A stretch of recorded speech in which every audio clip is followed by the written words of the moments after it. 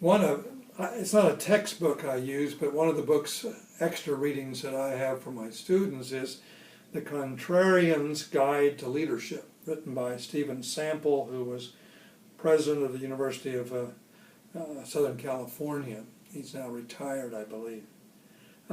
In the book, he had a chapter on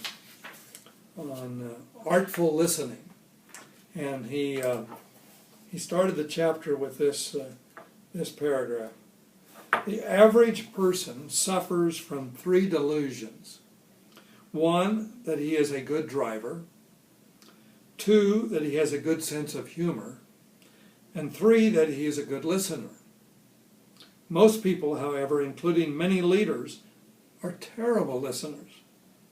They actually think talking is more important than listening. But contrarian leaders know it is better to listen first and talk later. And when they listen, they do so artfully. I found that as a kind of a nice way of saying listening really is important.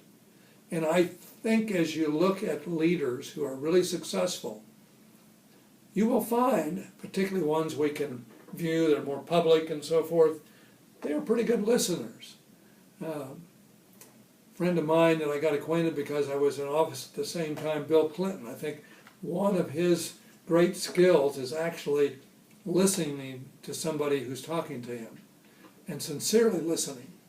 And it does make a difference. And for a leader to act, I mean, if you aren't really taking in inputs, you're wasting time.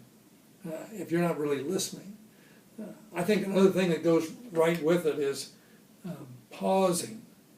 I think by nature, we have a culture that doesn't like silence and wants to fill silence with words. And consequently, it competes against listening because we have a tendency to want to think as we are supposedly listening to somebody, we're thinking, now, how am I going to respond?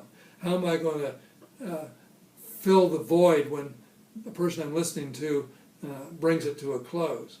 Whereas if we would actually listen and then be comfortable pausing before we, even if it's just a few seconds, it not only would come across better to the person who was sharing something with us, it would be more effective because you will have actually taken in what they were saying and understanding and appreciating the value of it. But your response then is going to actually be calculated to fit what was shared with you rather than just be what you want to talk about. So I think what Mr. Sample shared is correct. We're not by nature good listeners. And as we refine and develop our leadership skills, if we can focus more on really being good listeners, as he said, artful listeners, not just giving the impression you're listening, but actually listening and taking advantage of what's being shared with you.